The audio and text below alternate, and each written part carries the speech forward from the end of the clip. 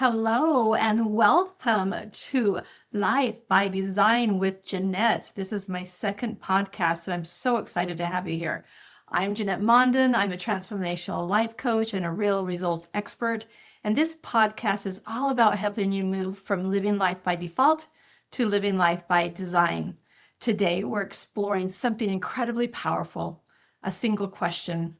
One question that changed countless lives. One question that helped people find clarity, direction, joy, and purpose. And the amazing thing is, it's a very simple question, but it's also a question most people rarely ask themselves. The question is, what would you love? What would you love? Now, that seems practical, not what other people expect, not what feels safe, but truly, what would you love? This question has the power to change everything. When we are children, we ask big questions naturally. Children imagine incredible possibilities. They dream about who they want to become. They imagine adventures, talents, and futures that feel exciting. But something happens as we grow. Life begins to shape our thinking. We start hearing messages like, be realistic. Don't get your hopes up. That's not practical. People like us don't do things like that. Over time, we slowly stop asking ourselves what we love. Instead, we start asking very different questions. What's safe? What's possible? What can I manage? What will keep things stable? Those questions might keep life predictable, but they rarely lead to a life that feels inspired. One of the ideas I talk about often is the differences between living life by default and living life by design. Living by default means life is mostly shaped by circumstances. We react to what happens. We follow the path that appears in front of us. We go where life seems to push us. But living by design is different. Living by design means that we pause long enough to ask, what do I actually want? What matters to me? What kind of life would truly fulfill me? When we ask those questions, something powerful happens. We begin to become the author of our life instead of just a participant. Every meaningful life begins with a vision. Every innovation, every invention, every inspiring story. It all begins when someone imagines something that doesn't yet exist. But vision requires imagination, and an imagination requires permission. Permission to dream, permission to explore possibilities, permission to say, what if? The question, what would you love, opens the door to that imagination. It reconnects you with the dreams that still may quietly be waiting inside of your heart. Sometimes people discover that the dream they buried years ago is still there, still alive, still calling them forward. For many people, asking, what would you love, can actually feel uncomfortable.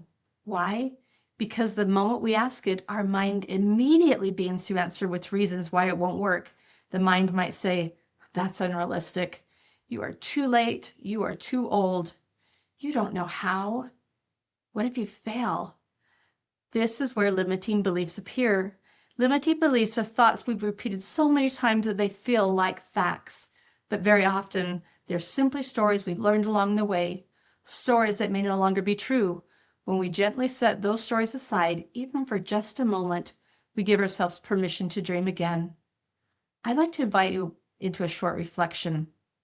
If you can, I want you to pause for a moment.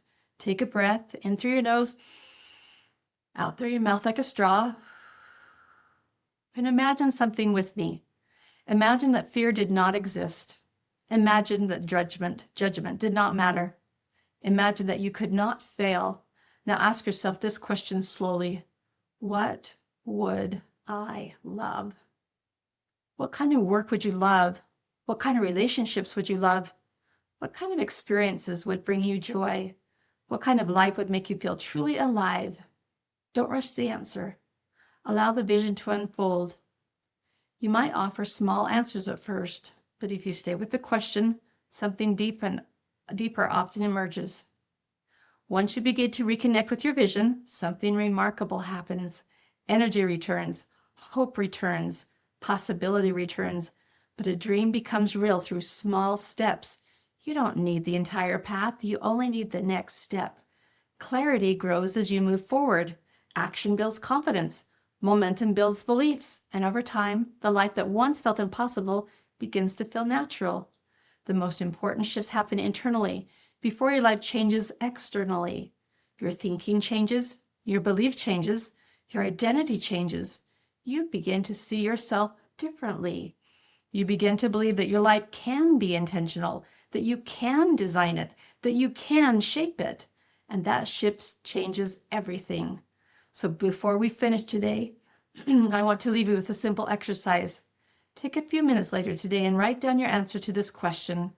What would I love in these areas of my life? In health, relationships, vocation, and time and money freedom. You might be surprised at what you discover. If you'd like support exploring this question more deeply, I created something for you. It's called the Vision Workbook. Inside, you'll find exercises to help you. It will help you clarify your dreams, identify limiting beliefs, begin designing the life you truly want. You can download it for free at lifecoachingwithjanette.com. And if you'd like to go even deeper, I invite you to one of my vision workshops where we can explore these ideas together. And you can find those also on my website, Life Coaching with Design, clear to almost to the bottom. So remember this. Your life was never meant to happen accidentally. It was meant to be created intentionally. You deserve a life that reflects what you truly love.